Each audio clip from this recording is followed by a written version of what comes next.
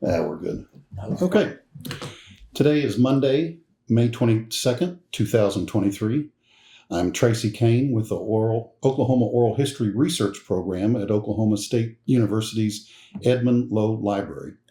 Today I'm talking to Stan Clark, a 1975 graduate of Oklahoma State and the owner of Eskimo Joe's, Mexico Joe's, Eskimo Joe's Clothes, and Eskimo Joe's Promotional Products Group. We are at the headquarters of the Stan Clark Companies in Stillwater, Oklahoma. I'll be talking to Stan about his life, his businesses, and watching OSU change over the past 50 years. Upon agreement with Stan, this interview will be archived at the OSU Library for future generations. Thank you very much for taking the time to talk to us today, Stan. Well, I'm honored, Tracy. Thanks for asking. And, I'll just caution anybody that might be thinking about watching this. Is probably pretty boring. I'm just an Okie from Tulsa, Oklahoma. Such a wild and crazy adventure that I moved all the way 65 miles west one time. That's good. Well, that's a good place to start. Let's begin by having you tell us a little bit about yourself. Where were you born and raised? And what was your early life like? You bet. Well, I was born at St. John's Hospital at 21st and Utica in Tulsa, Oklahoma, February 15th of 1953. Born and raised in Tulsa, enjoyed Tulsa. Still, obviously still a very strong fondness in my heart for Tulsa, Oklahoma. Just a great community. Enjoyed being raised there. Went to Burbank Elementary School for first grade through fourth grade. My folks moved to the south edge of Tulsa when I was in the fourth grade. My mom actually drove my sister and I 5 miles every morning down Sheridan to come so I could finish fourth grade in Burbank. But what was more significant was my sister was able to finish her 9th grade year at Bell Junior High.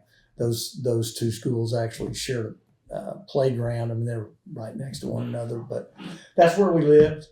The reason we were able to move all the way to the south edge of Tulsa, frankly, into a parade of homes home, was that my father, who was in the natural gas pipelining industry, had been an employee of a division of Helmerich and Payne called Echo Engineering Construction Company. And it had the moxie and the nerve and the ability to put together a company that they called Distribution Construction Company.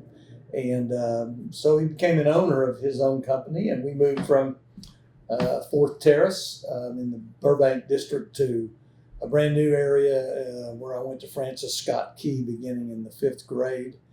And that was quite a change for us. We probably moved out of a 900 square foot house into a 3,300 square foot house. I'd never seen anything like that hardly, and it was really dramatic. So planted a seed with me, obviously very early in life. Hey, owning your own deal is not a bad gig. And my father encouraged me to think entrepreneurially, honestly, for my whole life. So I credit him with that inspiration, that encouragement that, when I graduated from OSU in 1975 in July, I opened Eskimo Joe's. And so that background and just that upbringing, if you will, is why I was so interested in doing that. I went to Memorial High School, graduated in 1971, and enjoyed high school, had a lot of fun, just a pretty typical stuff. I was excited. I was able to get on the golf team in my sophomore year because it allowed me to be in 6-hour gym, which meant you didn't really have to kind of do all the rest of the stuff I didn't want to be in gym class. I was not anywhere near good enough to make the golf team, but at least I got out of having to go to gym class in my sophomore year. It's one of the things I remember about high school for whatever reason. But anyway, got to be summertime. I needed to come up with something to do, and really hadn't thought about it a lot. I didn't go to tons of campus vision visits around the country or anything like that. And so about midsummer of 71, I told my mom, I said, well, Mom, I think I might go to Oklahoma State University. We had a neighbor that had come here and was living over here. And my mom says, well, why would you go there? Their football team is terrible. So for you academicians who might be watching this at some point in time, if you don't think the success of athletics is important, I got a different story for you, or at least it was important 52 years ago. But at any rate, I love to tell that story of my mom. My mom actually lives here now, which is awesome. She's at Legacy Village. Be 95 in September. Oh, so bless her heart. So at any rate, came over here, absolutely loved it. Just a great experience, and just loved the town, loved the campus, and so it was very, very much fun.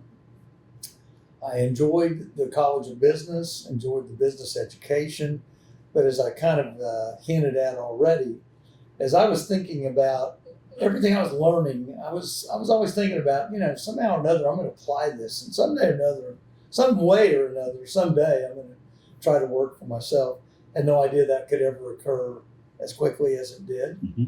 But at any rate, graduated in May of 1975, College of Business, a BS, I believe that would be. I believe so. I was full of that, so that made sense. No, I'm just kidding. Sorry. It worked out, yeah.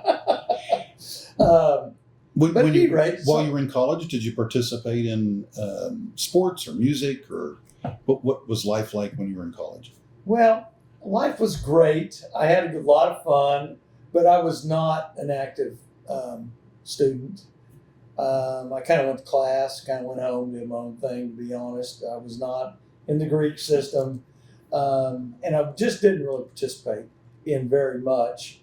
At the end of my freshman year, I actually got married very young, so I worked a lot, and I actually worked at Caine's Pizza, which today is Red Rock on North Boomer Road, right next to McDonald's. Sure. But that was a brand new facility. I remember my first job in college was a delivery driver there for Caine's Pizza. A gentleman by the name of Ted Gower was the franchisee that owned that business. And I credit him a lot with just teaching me how to interact with the public, just what little bit I knew about hospitality I learned there. Mm-hmm. So it's very important to me. I started as a delivery driver, $1.25 an hour. Mm-hmm. And by the end of 2 semesters, I was assistant manager of that store, which actually allowed me to earn $2 an hour, which was pretty awesome. Yep. What I remember most about the job that I was most appreciative of is we got a shift meal. And so during every shift, I'd get 1 free small pizza. And we were allowed to make it ourselves, so obviously it was loaded up. And, but man, did I love Caine's Pizza, and I still do to this day. Mazio still sells a Ken's version, thin crust, Ken's spicy red sauce. And interestingly, Mazio's is a good customer of mine at EJPPG. We've been doing their uniform program for the last 8 years or thereabouts. So, oh, wow. But I just take great pride that a company that helped me, I ate their pizza the whole time I was growing up in Tulsa, and big fan of theirs. And then now to have the opportunity that they're a client of ours and that we have the opportunity to serve them is really very special to me. And again, another great Oklahoma-based company that Mm-hmm. I'm just honored to have the opportunity to serve. Anyway, enough about that.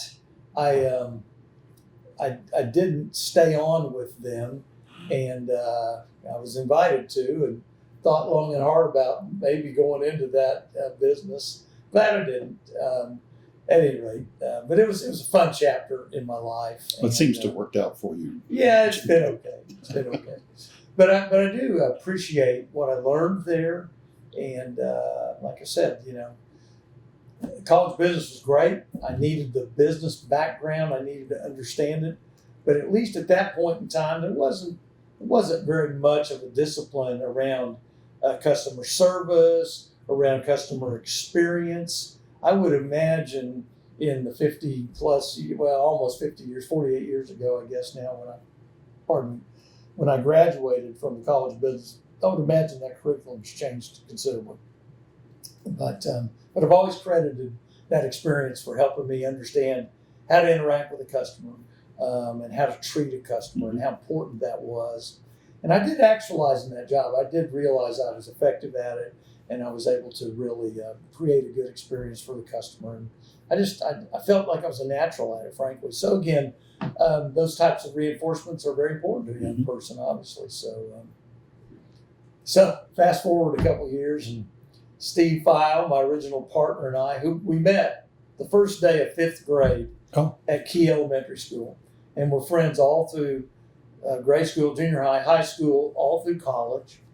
And at the end of, upon graduation, a couple of weeks after graduation, I'm laying on the couch at his house. He lived at 303 South Ramsey.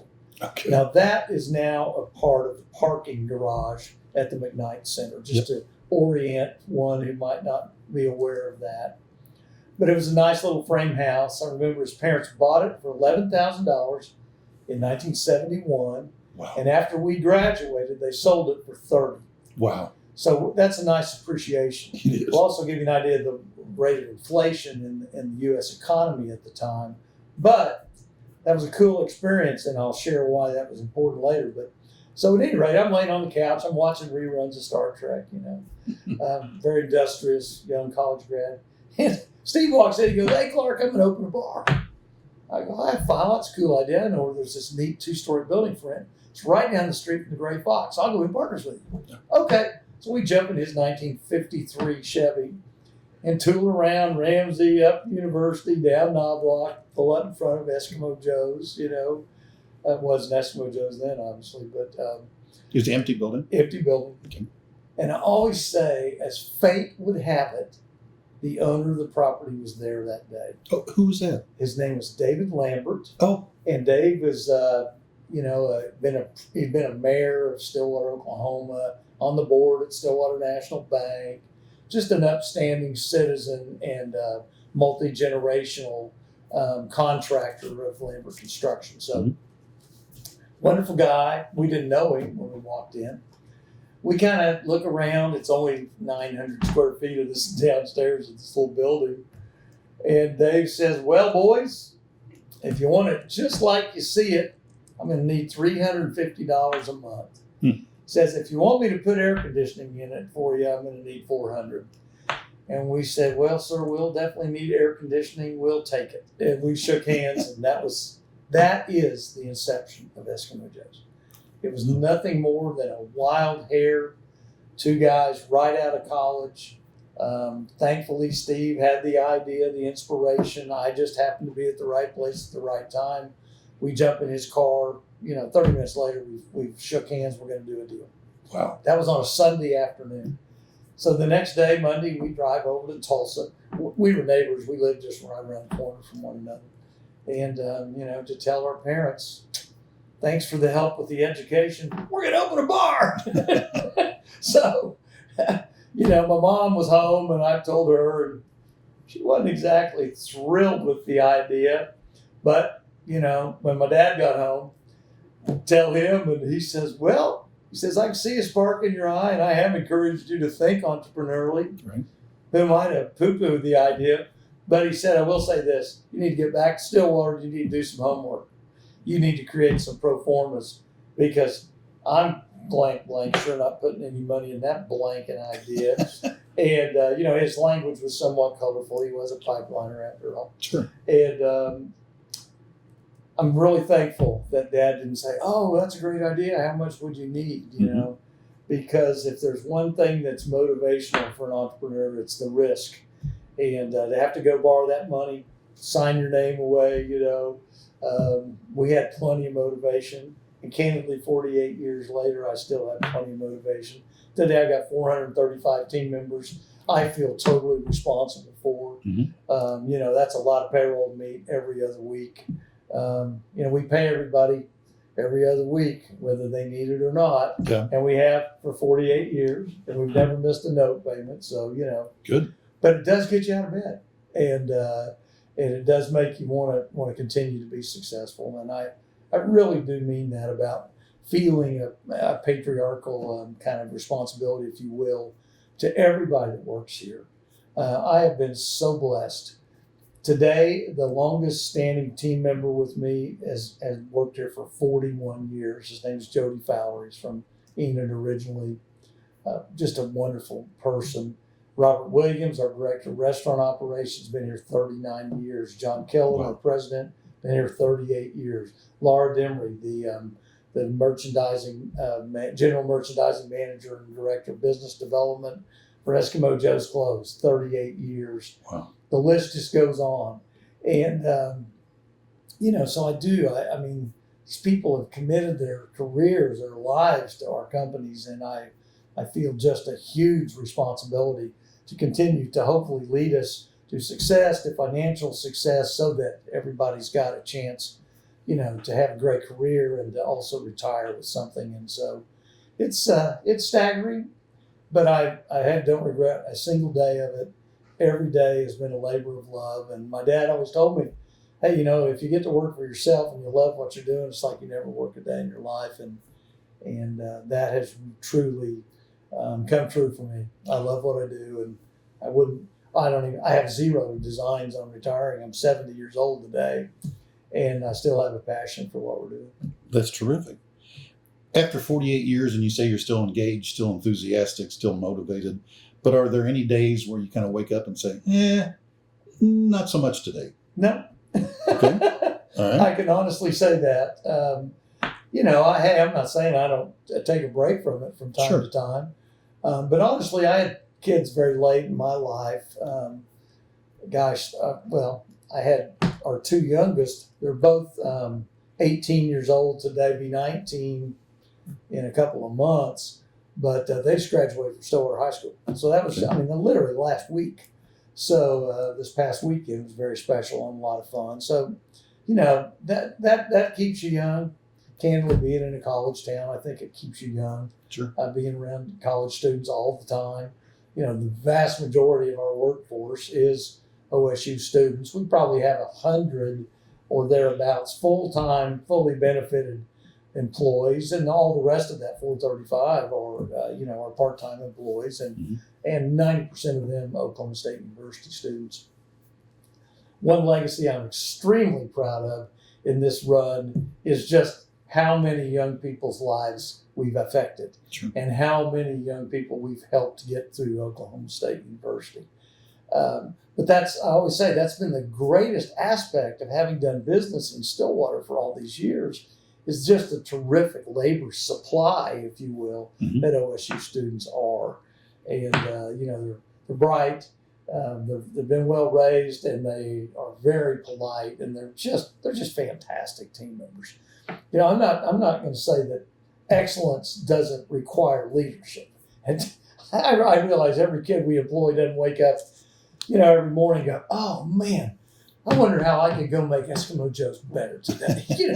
We do have to lead that. Sure. But wow, what a great labor pool to draw from. Well, I was going to ask the employee engagement, getting them actively involved in the hospitality industry. How does that start? Or do you have a mantra for the company, or is there special training that go through, or? All of the above. Okay. Frankly, our mission statement is extremely simple. Our mission is to delight every guest by giving my best. We wrote that in first person, so as we've hired a young person, I want them to read it and I want them to own it. It is so important that they believe it, that they live it, frankly. So that's the simplification of a vision of greatness that we created clear back in 1990.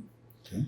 And that spells out how we want to interact with our guests, with each other, and with our supplier partners. The bit about our guests, hey, we're nothing without our guests, obviously. But we don't think we can attract any guests if we don't have a great team. The team creates the magic every day, or they don't. I've always said every interaction with an external customer is a chance to either build our brand or frankly tear it down. Right. There was a huge study done in the 80s by the White House, frankly, and it indicated that about 7 out of 10 people will quit a business if and when they encounter an attitude of indifference on the part of a team member. Mm-hmm. Attitude of indifference. Sum that up. What's that mean? Just kind of an off day, kind of not really all there.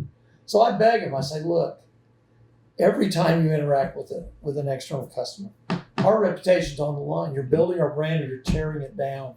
Please. And I beg him. I basically say, I'm begging you, give us your best every single day, every time with every guest. If you're unwilling to do that, that's fine. It doesn't make you a bad person, but it makes you a bad fit. We can't grow this company, and we don't want you to work here. So I when I give them Smiles 101, which is an hour and 15-minute history of our company, go through our vision of greatness, I several times will offer the idea that, look, if you don't like everything I'm talking to you about right now, please don't work here. You can still be our customer for the rest of your life. That'd be great. But you can't work here. And so, it's just an opportunity to clarify expectations. And that's only fair. Sure. They need to know what's going to be expected.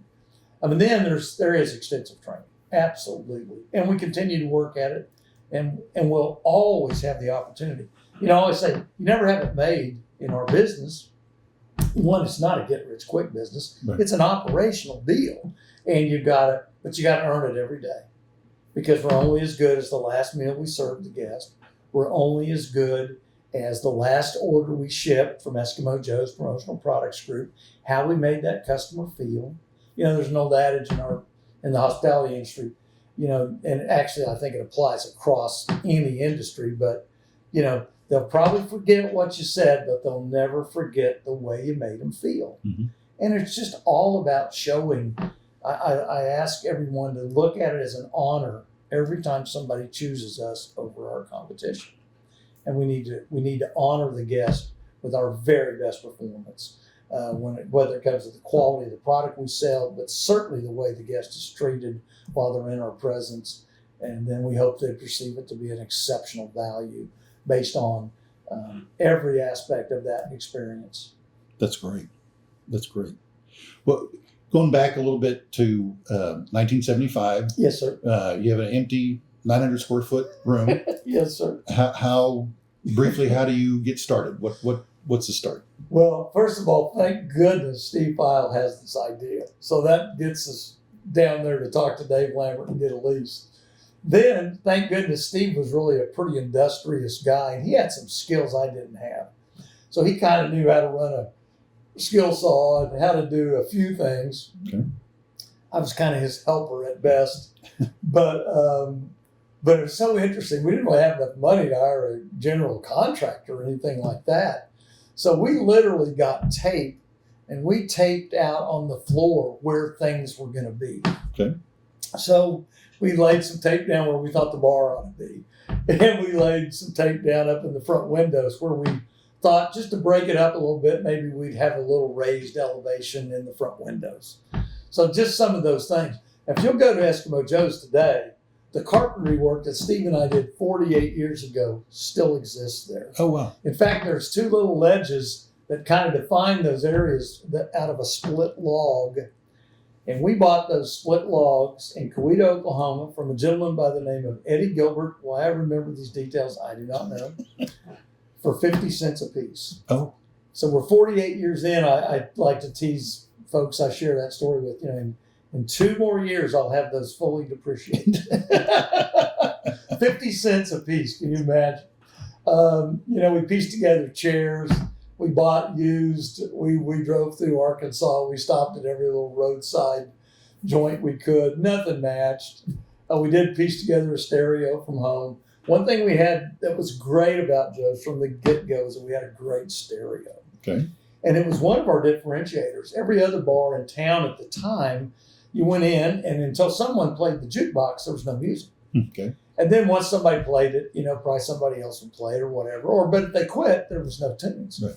So we provided music, and the music was a big part of what made Joe special. So we took great pride in that. And then, actually about 6 weeks or thereabouts after we'd opened, a gentleman that we knew from Tulsa. His name was A.L. Brenton. And A.L. brought in a record that had just come out. It was by Elvin Bishop, who's actually a Tulsa native. Mhm. And the name of the record was Juke Joint Jump. So Elvin comes in, A.L. comes in. He goes, "Hey, Clark, would you spin this record for me? Just came out." I said, "Sure, man, I'd be glad to." So he hands me the record, and the opening, the first song on the first side was called Juke Joint Jump. Place is packed. It's Friday night. Packed 900 feet, that's 40 people. But, we're hopping. And I dropped that needle on that record, and it had a great little groove going. Opening line of the song was, "There's a jumping little juke joint away out in the sticks." And I turned to Steve and I said, "Wow, that's it. We're Stillwater's jumping little juke joint." And that's where that came from. Yeah. And we've printed that on the back of tens of millions of t-shirts today. Yeah. But most people don't know where that came from. But it literally was something we've been working on, talked about. We need to come up with a slogan, Sure. Eskimo Joe's is fun, but at any rate, that's exactly where that came from. But the music was a big deal. And then the other thing that we tried to do to separate or differentiate was we wanted to have the coldest beer in town. Okay. It was a homogeneous product. Everybody has the exact same beer. And back then, there weren't a lot of choices. No. There was no such thing as light beer. They hadn't even invented light beer yet. So kind of Coors and Bud were the real market shareholders in Oklahoma. Miller High Life was a product, and we did sell it in a bottle, but it was next to nothing. But we only tapped Coors because that's what I liked. And Coors was very generous to us. They came and ran the beer lines for us and everything. So that's where we started. Opening price points, 30 cents for a 10-ounce draw, $1.35 for a 64-ounce pitcher. Wow. And long necks were pretty pricey. They were 45 cents. Okay. So we sold a lot of Budweiser long necks, and we sold a whole lot of Coors Draft. And so that's kind of where we were. So really, the ice cold aspect of the beer, and then the music, those were kind of the two things that we thought we were going to do that were going to set us apart. And I will say the music was a big deal. People loved it. We established a loyal following very, very quickly. Another blessing, if you will, some guys came around, knocked on our door before we ever got the place remodeled between May and July, and said, "Hey, why don't you guys print your logo on some T-shirts?" And we thought, well, I don't know, that might be a good idea. I credit my parents. They took me to Hawaii with them in my freshman year. And I went to a place called Crazy Shirts and bought a couple of printed T-shirts. And one of them was this guy, Keep On Trucking. And, he had these great big boots. And as he was walking, I remember that like it was yesterday. I wore those two printed T-shirts the whole rest of the time I was in college. Had I not seen those, I'm not sure I would have gravitated to even say yes. It's an interesting thing. Obviously, the printed sportswear industry was not what it is today in 1975. Right. But so we said, well, okay, we'll give it a shot. We bought 36 kind of a goldish yellow colored shirts and 36 light blue ones. Our logo recreates beautifully in one color because of the way it was designed. A freshman commercial art student designed it on a huge art pad. I mean, I'm making it look small here. It's at least 24 by 36. Right. And he did it with a magic marker. And the only one he ever rendered, Joe and Buffy, Eskimo Joe, the biggest smile you've ever seen. Buffy the Wonder Dog, whom we named when a young lady who bought a shirt the first week we were open said, "What's the dog's name?"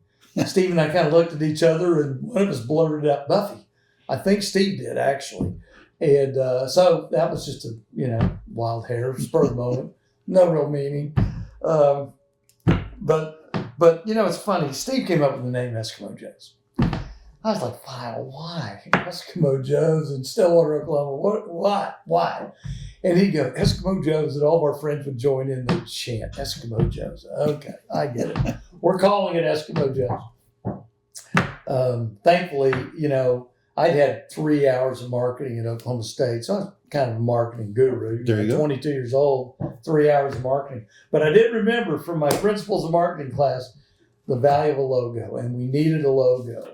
And I remember learning that the Coca-Cola logo was the most famous one in the world, and that script was so recognizable. And actually, even a blind person could hold a Coke bottle, and you knew what you held. So there was these iconic aspects of Coca-Cola. Well, at any rate, we needed a logo, that symbol that would conjure up our business in the hearts and minds of our guests. I did actually have all that on the tip of my tongue from my marketing class. I knew we needed it. We didn't have a clue where to get it. And Steve's younger brother, Russell, chimes in and says, hey, I know a guy that can do it.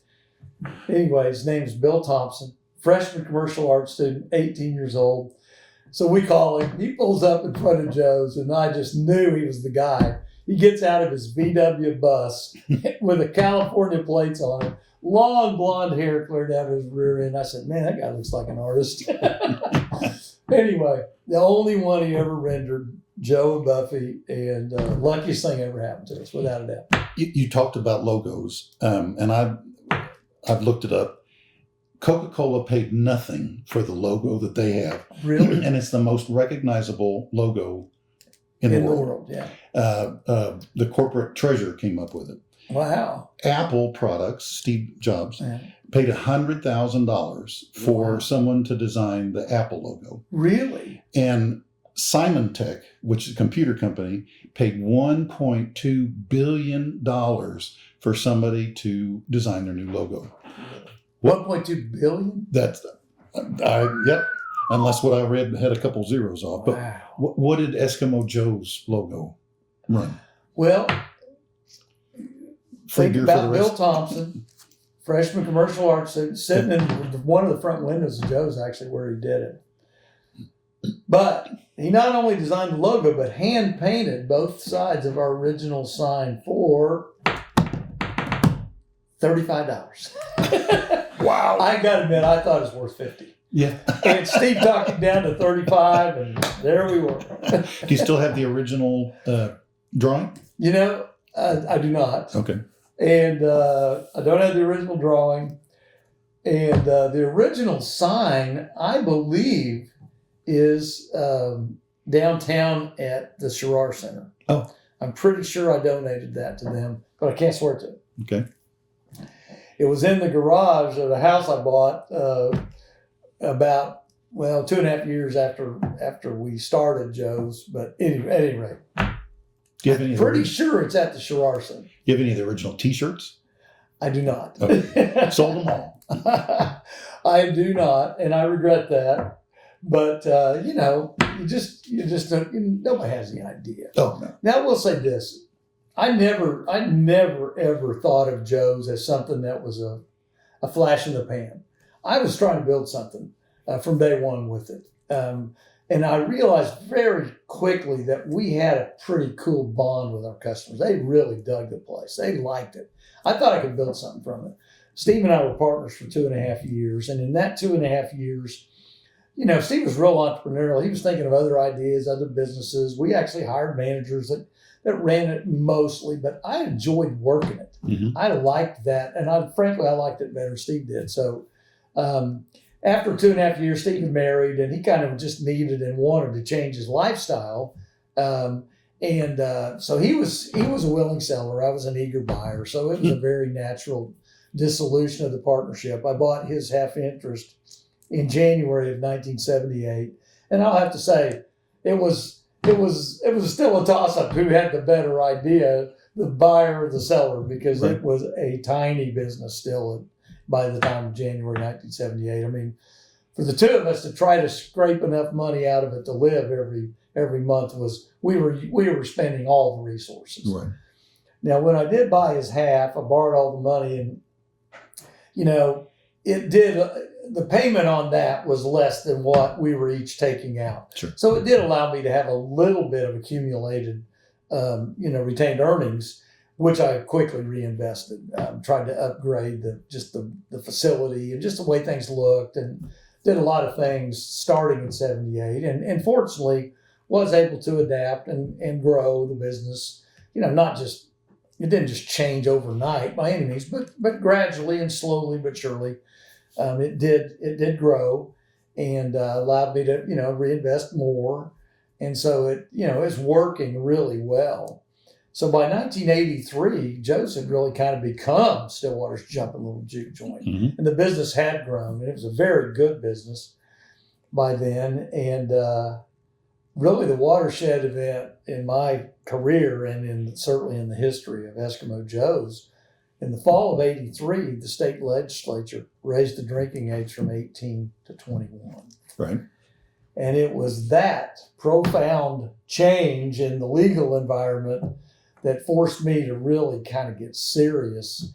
And I was just trying to think through, how on earth am I going to keep this good business viable when I was going to lose the vast majority of our target market? Because Sure. most OSU students, 18 is kind of your freshman year, 19 sophomore year, 20 junior year. Most kids weren't 21 till they were seniors, Mm-hmm. and I just knew that I couldn't remain successful. So, Did you serve any kind of any sort of food like chips or popcorn or any of that stuff? we had some chips. I mean, literally chips. The Frito-Lay guy stopped, and we bought some nuts, some beer nuts, some potato chips and stuff. That's all we had when we first opened. We did eventually start buying some tortilla chips, and we made a queso that, like so many families make at home, with Velveeta cheese and Sure. Rotel. And so we did do that eventually out of the back, but it was, very, very, very, very minimal. Okay. Wouldn't have even amounted to 1% of our total Oh. revenue. Certainly. And so, no, it was not a restaurant at all. But so in the fall of '83, I determined that's probably what I need to do if I'm going to leverage the same trade name and that same facility. So I ordered I had a contractor start building me a little kitchen on the back, and we added on what had been a beer garden on the east side. We added an atrium to increase our seating capacity a little bit. The interesting thing about that change in the law and the way it was worded was I had 6 months to get to where I was deriving more than half of my revenue from food or non-alcoholic products, or I would have had to post it at 21 and over. Mm-hmm. And we wouldn't have not been able to serve families. We would not been able to serve those freshmen, sophomore, juniors. And boy, at the end of that 6-month window, we had achieved 50.4% food and T-shirt sales against 49.6% beer sales at that point. Thank goodness. So we did pass that acid test, if you will, and it did allow us to open to all people. So kitchen opens in the spring of '84, and I always like to quip that I was just so thrilled to learn that more people actually eat every day than drink every day. Who knew? Who knew? And, so I always call it the watershed event. Really, adding food to the deal is the greatest thing that ever happened to the concept. Right. Because all of a sudden, everybody eats every day. We're able to attract and to have an offering for so many more people that following that, as we became accepted as a good restaurant, oh my gosh, the foot traffic increases dramatically. So along with that, huge uptick in the sale of the Eskimo Joe's T-shirts and all the attendant products that we'd added to the mix by then. So that was huge. That was huge. Sure. Speaking of logoed items, the iconic Joe's cup. Yes, sir. That probably everybody that has been there has a half a dozen in their cupboard at home. How many cups do you have you gone through in 48 years? Oh, wow. I don't even know. I can tell you that Jim Schlimper, who was the general manager of Watershed Beverage Company, came across that cup and recommended to me we ought to try it. And remember, it was a group called Packard Plastics. They were out of Lawrence, Kansas, of all places. But and it was a neat idea, and boy, they took off just from the very get-go.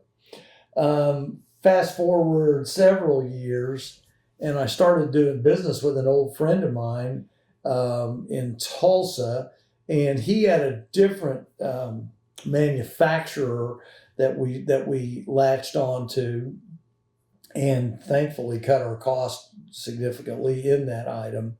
But at any rate, I don't even remember what year it was. Mm-hmm. It was sometime after we had added food to the mix. I do know that. We didn't have them before we were a restaurant.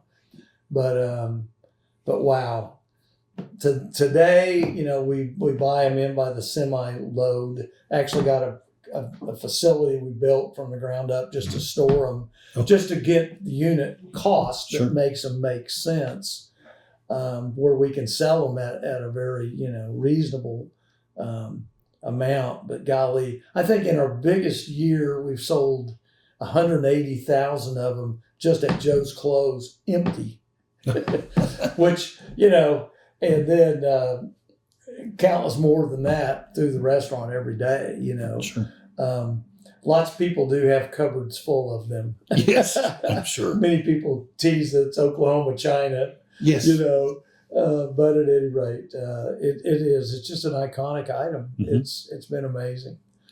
What happened to Steve? You said after 2.5 years, Steve, like I said, was very entrepreneurial, and he went on and built homes. He actually tried a bar and restaurant concept that didn't make in the long run, but he tried that, and he's just had a great career and a great life beyond our partnership.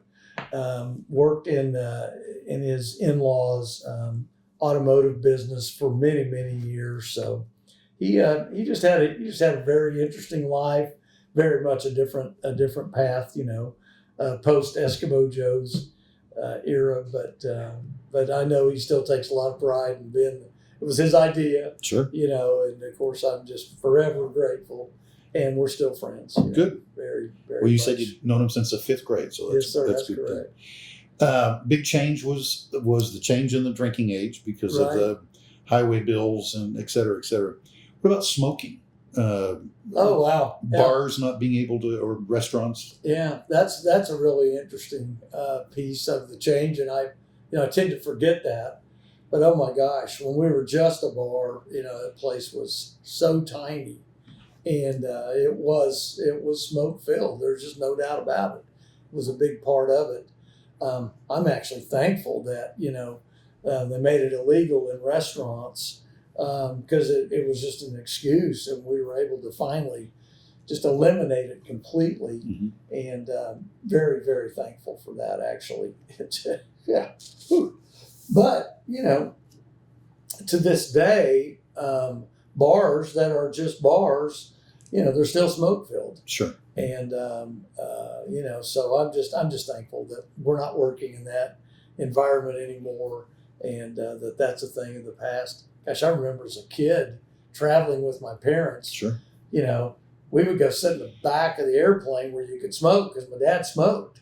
And so golly, I was raised around smoke. I didn't think too much of it back then, but yeah, I can't hardly stand to go to the casino today. That's the only thing I don't like about those environments. Candidly, I don't gamble personally. Always went to Las Vegas for trade shows and learned a lot out there, and have had occasion to go there for apparel and now for promotional products trade shows. But I decided, I don't know, probably 35 years ago, they don't build those great big beautiful places because people are winning. Yeah. And I remember one time I lost $40 on a craps table, and I was just sick. And I thought, you know what? I'm not doing this anymore. I'm unwilling to lose. If you're unwilling to lose, you can't play. Yep. That's just a personal aside. And again, people's, it's their choice. And gosh, the casinos flourish in our state. Candidly, many casinos are very good clients of us, of our promotional products division. So I don't have a bad word to say about it. It's just a choice I made a long time ago because I just had an empty feeling when I lost $40. Yeah. You played a lot of music when you first opened. Yes, sir. This was the 70s. Did you have a dance floor, disco, any of that? No. Joe's was always rustic. I mean, what you see is today, 48 years later, is very much what Steve and I created in the downstairs of Eskimo Joe's. Back in the spring of '75. No, it's kind of always had that same feeling. Of course, we didn't have any televisions in it for years and years and years.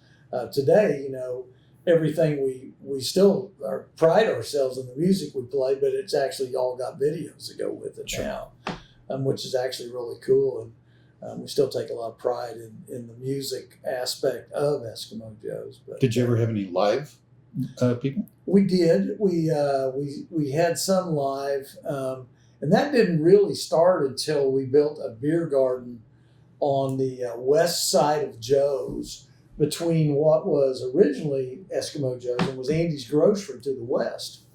And when I first walked in Joe's with Steve back in the spring of '75, there were weeds growing up between those two buildings, almost as tall as we were. Like, as I recollect, there were sunflowers, which are native and just natural. And that's why it was so tall.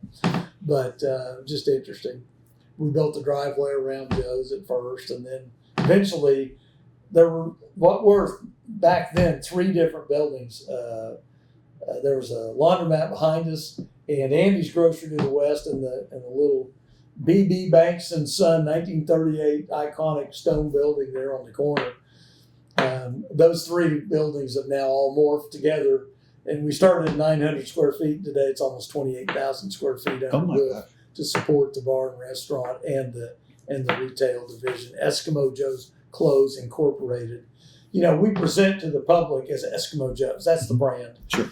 But they're actually 2 separate corporations today, the bar and restaurant side and then the retail side. But that's really not for the customers to know or worry about. Right. It's Eskimo Joe's.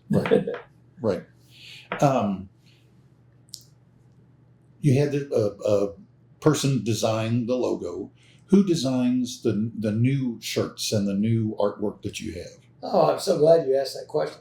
So beginning in 1983, I was introduced to a young man by the name of Mike Stavis. And Mike created our 8th anniversary t-shirt. The way I met Mike was a good mutual friend of Mike's and mine, a fellow by the name of Chuck Stewart, was in Eskimo Joe's, and he was talking about our upcoming 8th anniversary. He says, "Come on, Clark, you got to get with it, man. Come up with something special for us. We all come back to celebrate your anniversary with you every year. Can't you come up with something?"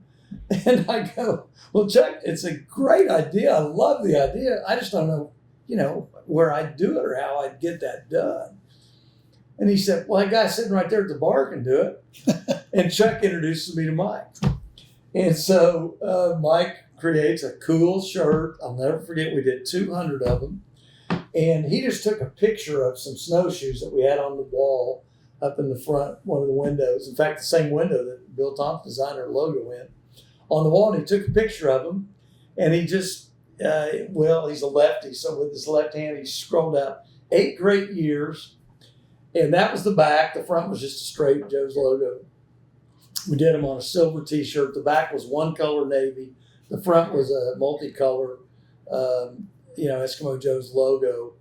And we sold every one of them. But at any rate, that was 1983. So Mike has been doing our graphics artwork for 40 years. Oh, that's terrific. Yeah, for 40 years. Today, he offices right next to me. He is a creative director, and all of the anniversary designs you've ever seen, that's Mike's work. He does have a very able assistant who's been with us for a long time. Mike hired him gosh, after we opened Eskimo Joe's Promotional Products Group 21 years ago, he's the first artist we hired for that division. And today, Mike and Darren collab on all of the Eskimo Joe's artwork. But yeah, it's been quite a run. And Mike's style is so unique. The way we screen print is extremely unique. Gosh, we win awards, screen printing awards all the time just for these designs, how complex they are, and how many gradients there are. We have a press that's capable of 10 colors, but we do many of those colors wet on wet, so it actually comes off as way more than just 10. But they're very special, very unique, and have lent just such a unique style, if you will, to our brand. It's just been amazing. So I always say, Joe and Buffy sat in that circle for 8 years. Mm-hmm. They never did anything different. And even in the 8th anniversary tee, Joe and Buffy weren't on the back. It was just these horseshoes. So really the first piece where Mike animated Joe and Buffy was actually our 9th anniversary t-shirt in terms of a t-shirt. Mm-hmm. But he started doing our artwork and some calendars and things before the 9th anniversary tee came out. So technically he's been doing it for 40 years. Wow. But he gave Joe, full body form and just brought those characters to life. Thank goodness they were characters. Yeah. I had no idea how valuable. I mean, it was cool just like that. Right. And we sold, oh my gosh, tens of thousands of these t-shirts without ever doing anything except slapping Stillwater's jumping little juke joint on the back. Right. But wow. That's true. Tens of millions today. Is there one t-shirt that stands out as a bestseller among all of the different designs that you've done? Absolutely there is. I think the biggest seller overall, over about I don't know how many year, maybe 15-year run, was the first Route 66 design that we did. But the biggest seller and the biggest splash we ever had was a t-shirt called Toothless in Seattle, when Eddie Sutton and company earned their way to the Final Four in Seattle that year. And, we won the game, which we weren't favored to win, against UMass and against Marcus Camby, frankly. And we beat them on a Sunday. And that Sunday afternoon, this town went berserk. Oh, sure. If you drove up and down University, every fraternity and sorority house looked like Animal House. They're all toilet papered up, empty kegs of beer everywhere, beer cans, it was nuts. And we'd never seen anything like that. Yeah. I'd been in business 25 years at that point, or 20 years. I opened in 75, this was 95. So as we gathered for work on Monday morning, our president, John Killam, comes in. He says, "Hey, Clark, I was watching TV last night. They're printing t-shirts like crazy down in Oklahoma City." That's cool.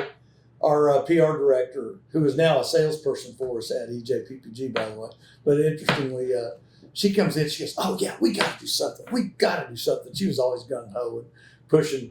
And so Mike, the artist, last guy that rolls in that day, he goes, "Well, it's not a bad idea." He said, "I bought every paper I could get my hands on, read every column." But he said, "But this one writer said that Scott Pierce, senior forward, will be toothless in Seattle because Marcus Camby knocked his front tooth out with about a minute left in that game." Oh.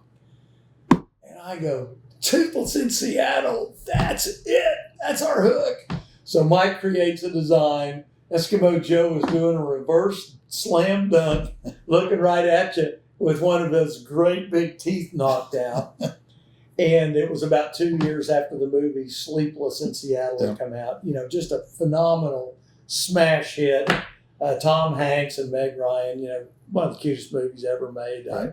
I have to admit, I've seen it myself a dozen times probably. But I thought that was a hook that would probably work. So,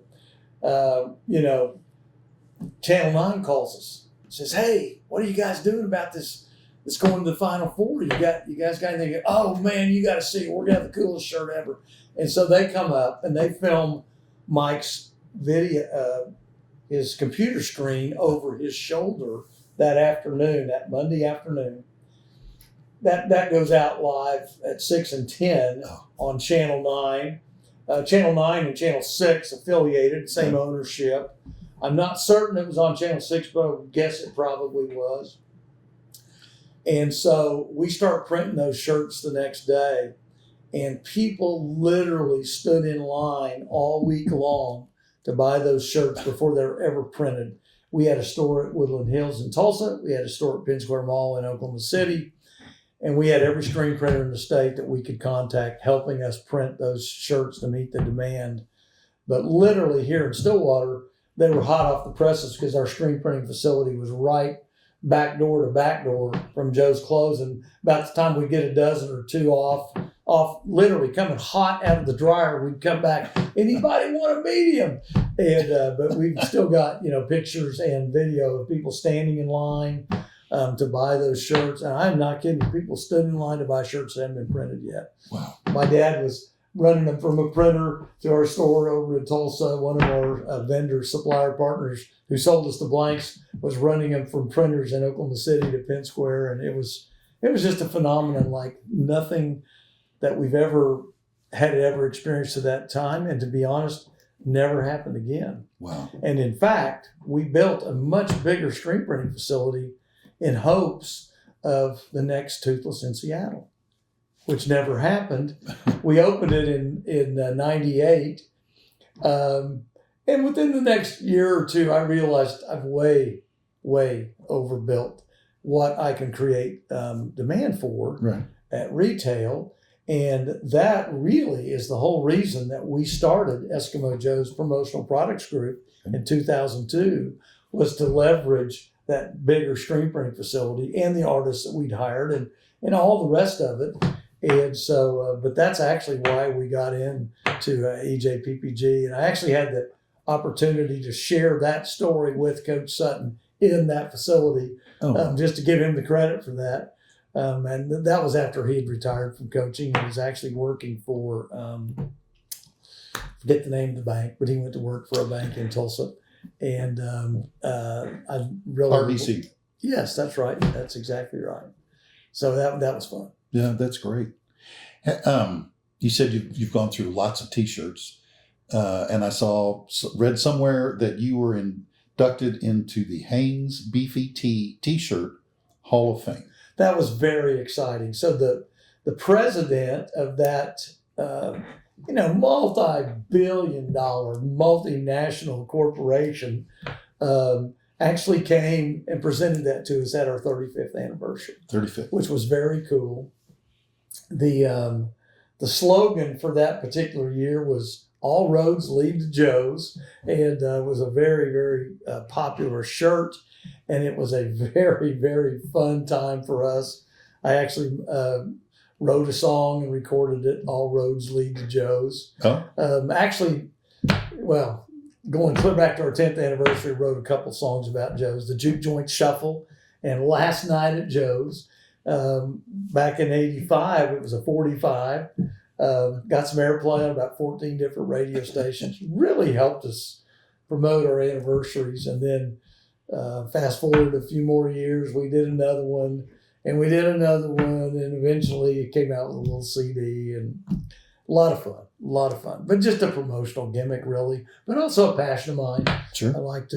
I love music, but I love to sing. And so for it to actually be successful was kind of a surprise to everyone involved.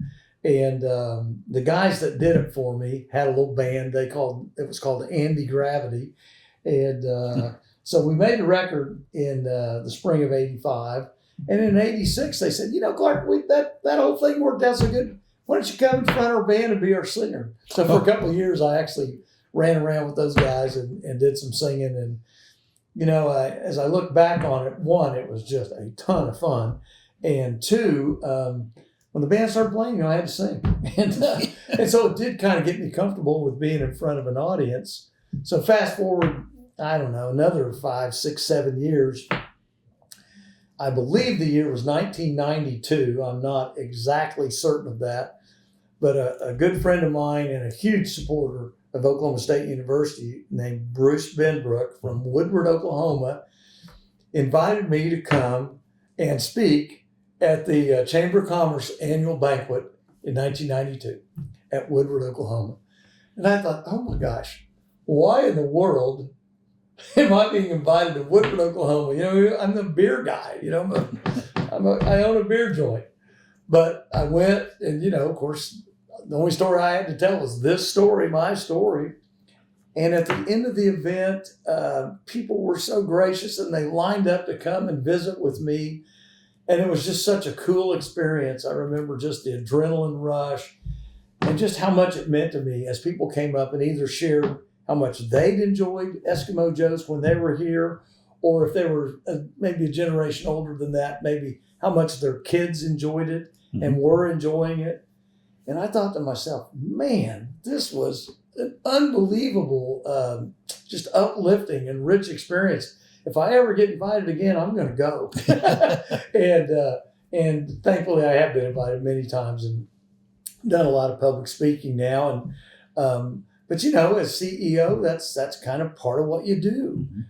If people are interested, first of all, what a blessing that is. But if you can go and hopefully, you know, maybe make lifelong friends and customers out of those folks, and because then they leave an informed expert, and then they're very likely to share the story.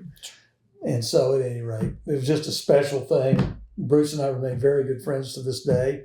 In fact, we just last week played together in the coaches now Cowboys versus Cancer tournament here, and he'd come the week before to play in the Three Amigos United. Well, it's now the Dos Joes United Way Classic. We don't have three restaurants anymore. Okay. The Dos Joes United Way Classic, which I think we've sponsored that for 25 years now, but it raises money for the United Way of Caine County. Okay. And this year we were able to cut a check for $27,000. That's true. Very, very proud of that. And just what a legacy. We've been doing the Juke Joint Jog for longer than that. We've been doing it for 30 plus years. And again, all proceeds going to the United Way of Caine County. So. And you're involved with Special Olympics? Oh yeah, 1998 was the first year we did one, so we've done that one for 26 years now. We're recounting that, and we've been able to give them, you know, way north of $100,000 from proceeds off of those T-shirt sales. That was a situation where I actually went to Special Olympics Oklahoma and said, "Look, you guys come to Stillwater, and it is a windfall to us, and we want to do something to get back and to help you."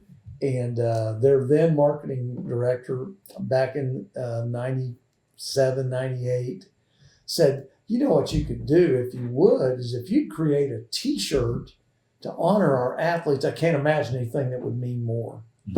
And we said, well, heck, we could do that. But it's the first time we'd ever co-branded with a cause. Okay. So cause marketing, if you will. Sure. And it was a smash hit.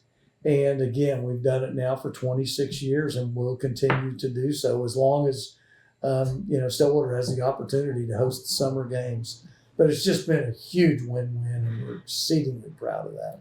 That's true. Love the cause. You've had almost 48 years. Yes, sir. This summer. And you're a block from OSU.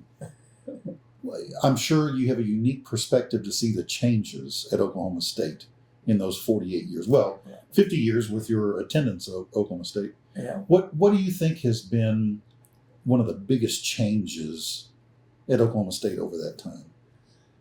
Wow. Well, the university is way bigger than me. I've got a very limited view. Well, it's just down the street. Yeah.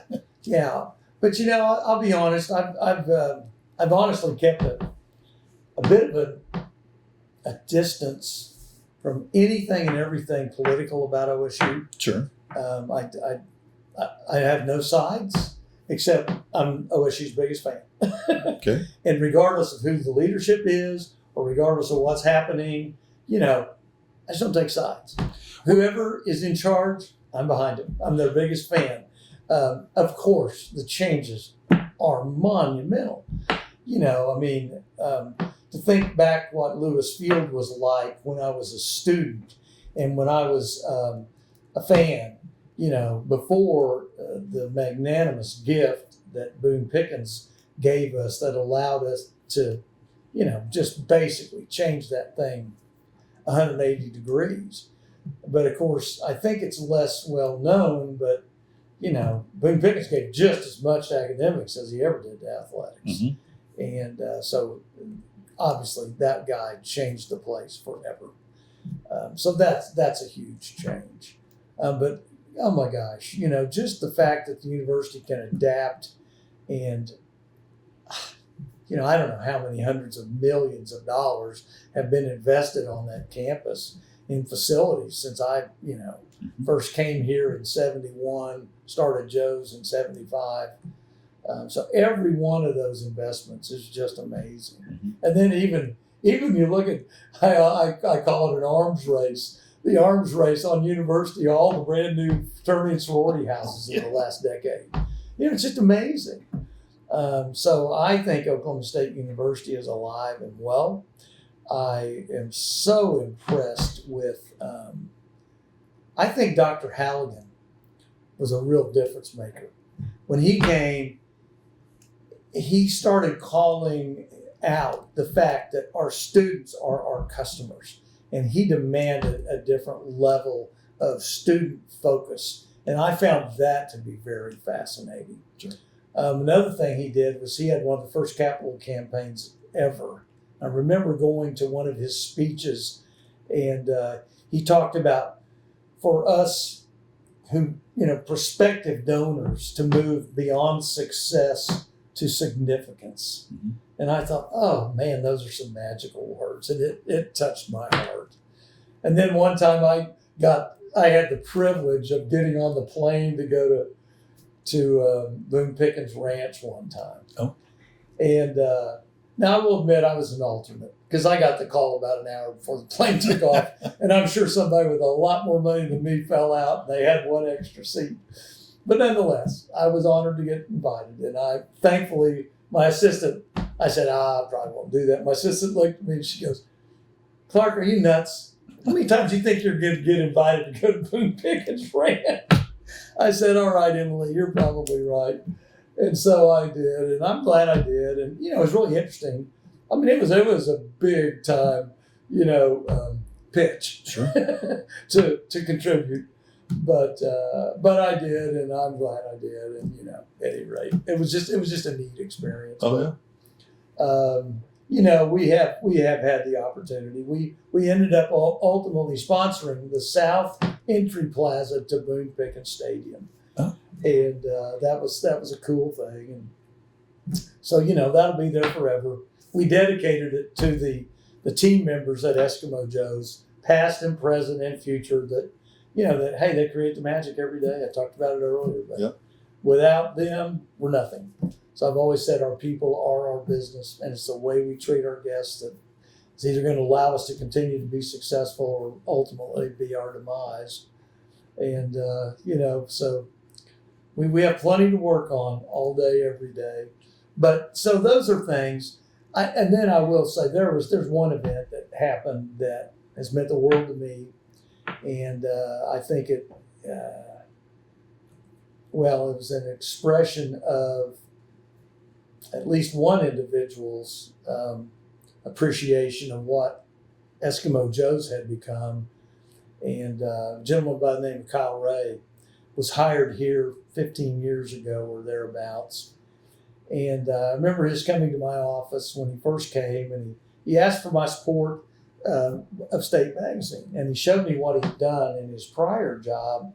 And I was just so taken with Kyle and with his approach and his vision for what he was going to do as the director of marketing, which marketing OSU means getting students to come here, and what his vision for that was. I told him, I said, Kyle, I'll tell you what, as long as you're here, I'll take a full color, 4-color ad in every state magazine you ever publish. And that's when we met, and I just have had so much respect for Kyle through that entire deal. At any rate, he'd been in the role for 3 years, 5 years, I'm not sure how long.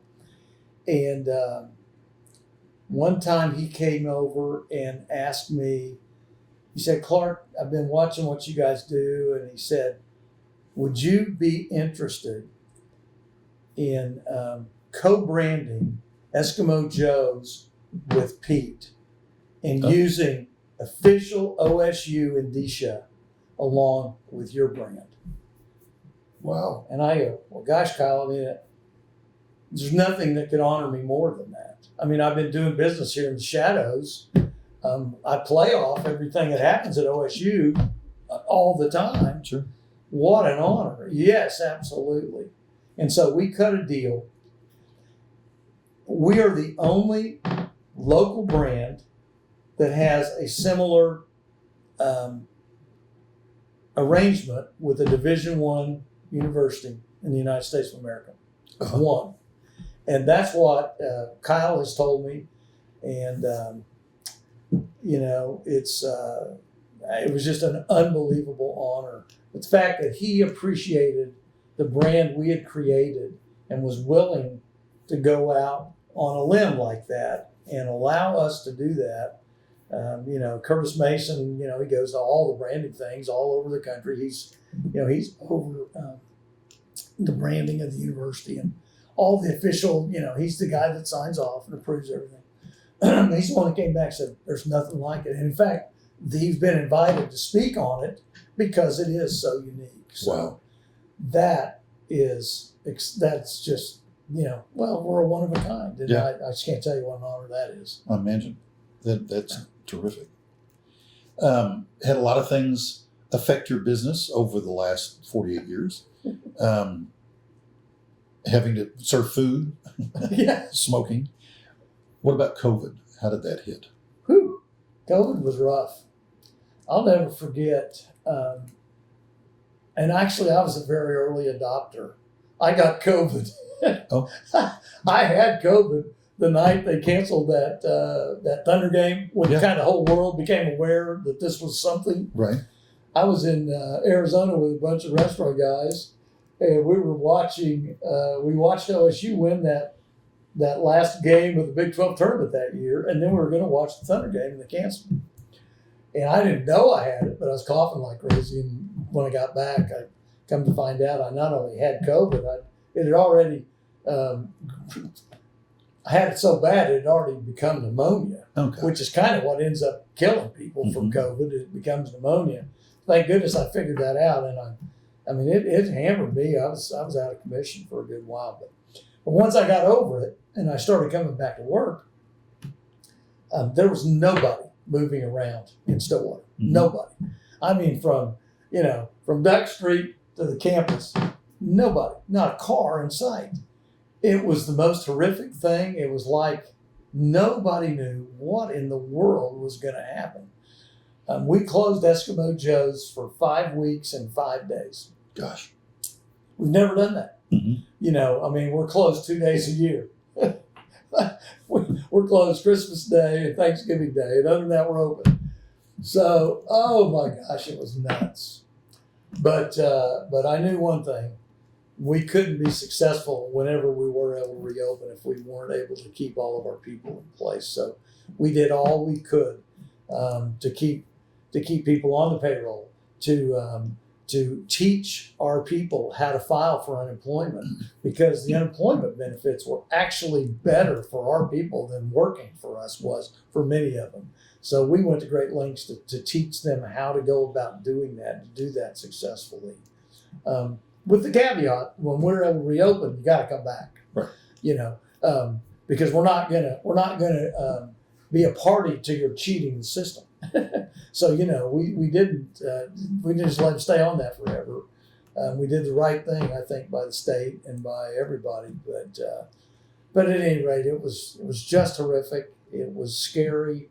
I just am so thankful that the Congress and the president and everybody else did coalesce. They did come up with programs to try to help employers, to try to keep our economy going, and we needed all the help we could get. But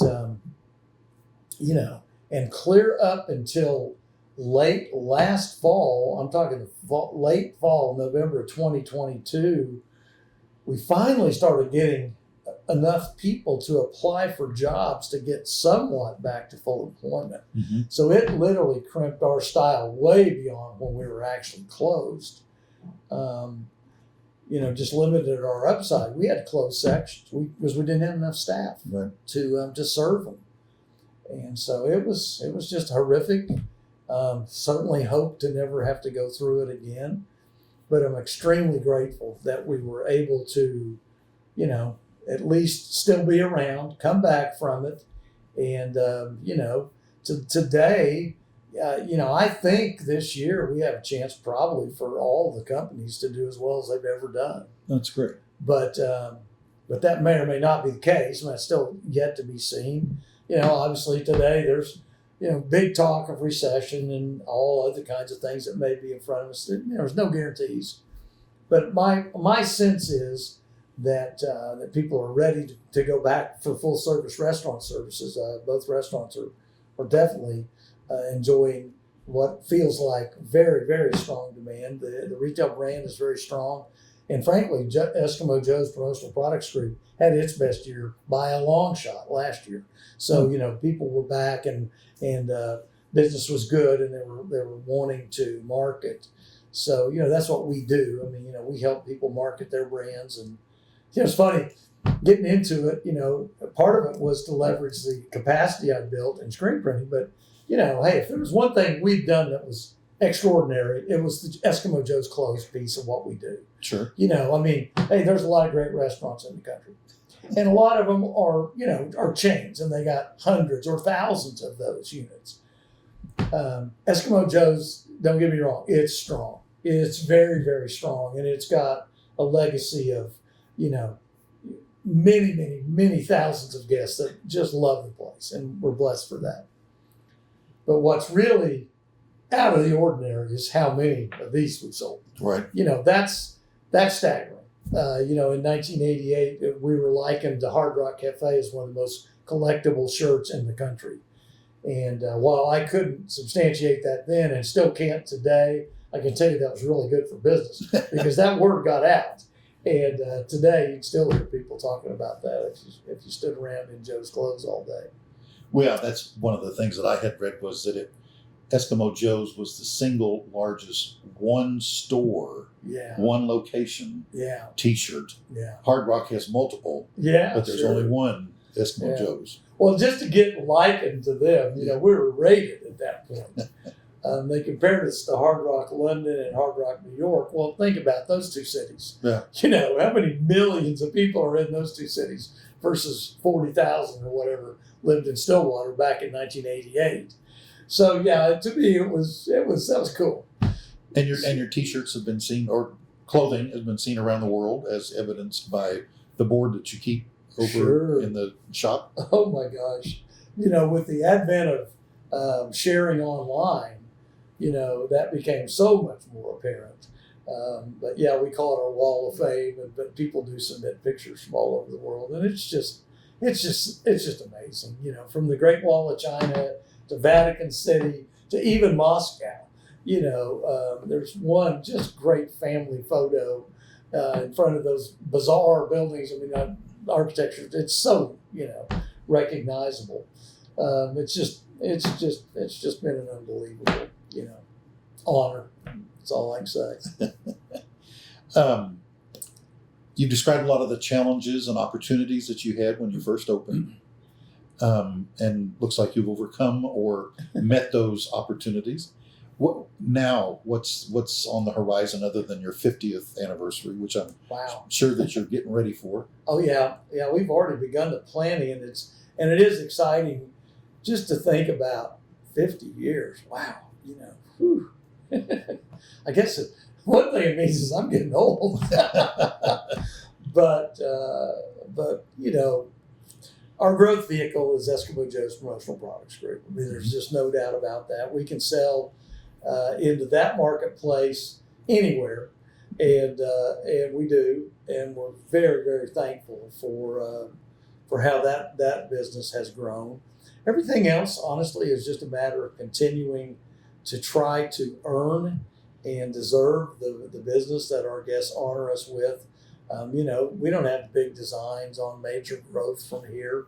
That's never really been my goal, to be the biggest. It's always been to be very popular, to be famous with our guests, to matter, to be relevant. And so that's really our challenge, and that's what we work at every day. But we're not trying to, I don't see our doing a whole chain of restaurants or anything like that. We are inextricably tied to Stillwater, Oklahoma, to Oklahoma State University. And we decided a long time ago that that's what we wanted to be and to remain. We did look at other college towns. It seemed like it might be a fun deal. But I realized pretty quickly when I really looked into that, we'll never be the home team anywhere else. Right. And so we'd be the outsiders, and I don't know. It just felt like it was the right thing to do. You mentioned other restaurant concepts that you've had previously. Sure. Do you ever think about new restaurant concepts, or are you kind of just sticking with what you got? Well, I have tried 5 all here in Stillwater. Our second concept was Stillwater Bay Oyster Company. Mm-hmm. We ran that for 20 and a half years. Oh. It was a fantastic restaurant. Again, lots of memories with a lot of people. People still tell me how much they miss Stillwater Bay. But, at the end of the day, if a business isn't contributing, if it isn't throwing off economic profit, you just can't justify staying in it. Sure. And that was just the case for the 3 that no longer exist. They just couldn't get beyond break even and actually contribute. And at some point in time, just the emotional drain that a business that's not successful financially, as well as the financial drain, it just doesn't make sense. Mm-hmm. And so, we just at some point, you just kind of have to throw in the towel and again, just be grateful for what we have that does work and does contribute, and just realize I don't regret having tried them. Sure. We went in all in. In fact, maybe to a fault. It's probably one of the reasons why Giuseppe's and Mojo's didn't work, is I had an awful lot of eggs on the table, and you just, to get a return on it, it really took a considerable amount of top line. And so once I just didn't think, we'd given it the old college try. I don't think we're ever going to make that profitable. Better to cut your losses. Sure. And just weather the storm. So that's what we've done. I have like I said, no regrets. Would I have been better off if I didn't try those? Sure, probably. But hey, it was all part of it. Right. And honestly, Stillwater Bay was so popular when we first opened it. I do think it shed a real positive light back on Joe's. Probably the restaurant aspect of Joe's grew quicker because we opened the second concept than it would have on its own. Because a lot of people went to the Bay and say, "Oh man, this is fabulous." I hear those burgers pretty good over Joe's. Might go try that too. Okay. It's a small town. People knew it was me. And so, I kind of skipped past that. But I do believe that Stillwater Bay gave the restaurant side of Joe's a lot of credibility, quicker than we could have done on our own. That's great. Other than your family, with who you talked about, I was going to say, what are you most proud of? But I think you've kind of described what you've built here, the Stan Clark Company, sure, as kind of your pride and joy as well. Yeah. I heard a funny story about, you talked about Joe and Buffy becoming animated and right. full size and that sort of thing, and now you see Joe and Buffy in costume right. at different events. Yeah. I also heard a funny story about Joe and Bullet. Is that right? I think what you're referring to is Joe kind of freaks Bullet out. Yeah. So we can't be side by side with Bullet down on the football stadium. Okay. Yeah. And candidly, mascots as big as Joe and Buffy are, most kids love them. Kids, especially Buffy, they'll run up and hug Buffy. But sure. Joe does frighten some kids. Right. And that's always a drag because that's absolutely the last thing we would ever want or intend. But in response to your question about what I'm proud of, obviously committed 48 years to the companies, and very, very happy and pleased with the way they've affected others and the opportunity they've afforded for others. But I'd certainly be remiss if I didn't mention my wife of 28 years and my kids. Yeah. The children just graduated, the younger ones.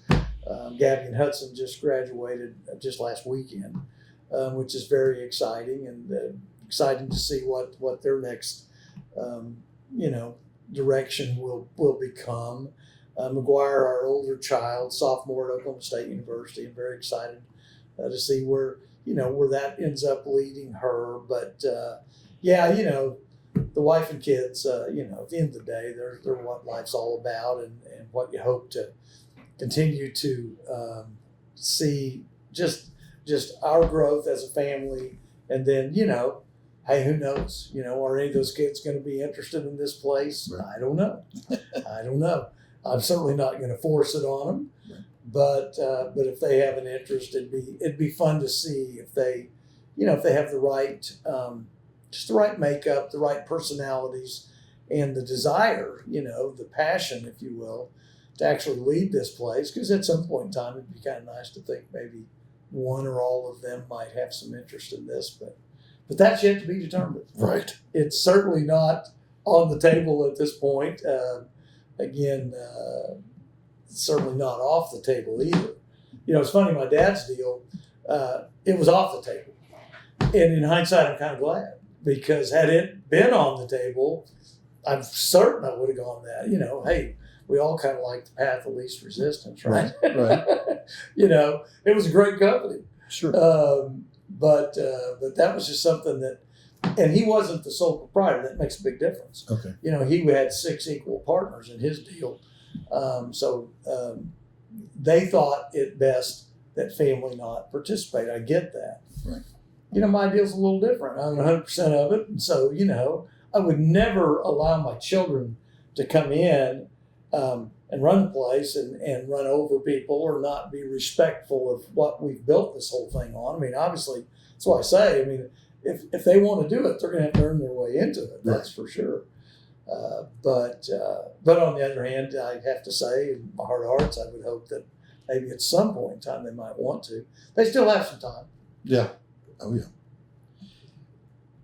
Do you have anything else that you'd like to bring up today? I'm pretty much went over everything that I had come in with. Right. Well, I would first just say, if anybody is still watching this, thank you.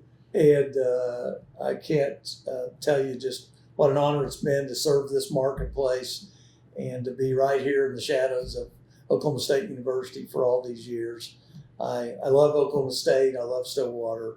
And I've certainly been passionate about everything we've been able to do here. And without you and great guests, we would be nothing, And like I say, we don't have it made today. I hope we're still here 10 years from now, 15 years from now, 25 years from now. But that'll depend on if we earn it, and we know that. But Tracy, thank you. Thank you. Longtime friend, and just a great guy, and a friendship that I cherish very much. Thank you. One last thing. Whose voice is it that we say sing by your clothes at Eskimo Joe's?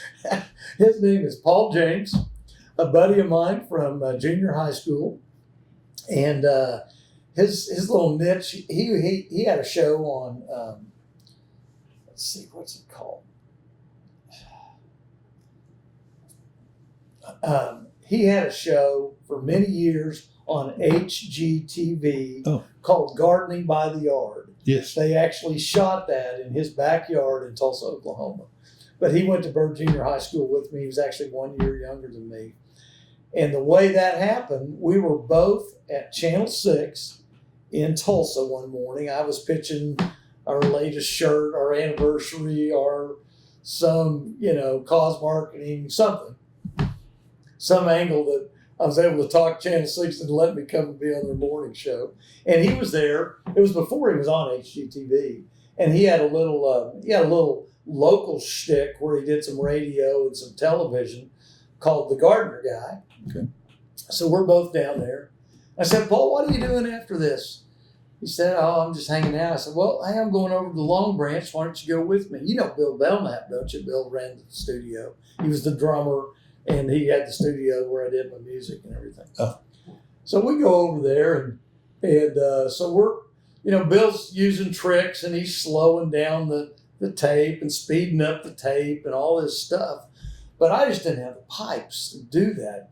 Buy your clothes, Eskimo Joe, that real deep one. Yeah. But Paul did. And I said, Paul, get out of here, man. Why don't you try this? I don't have pipes for it, but you do. And he went out there and 1 or 2 takes, he just does that real deep, rich deal.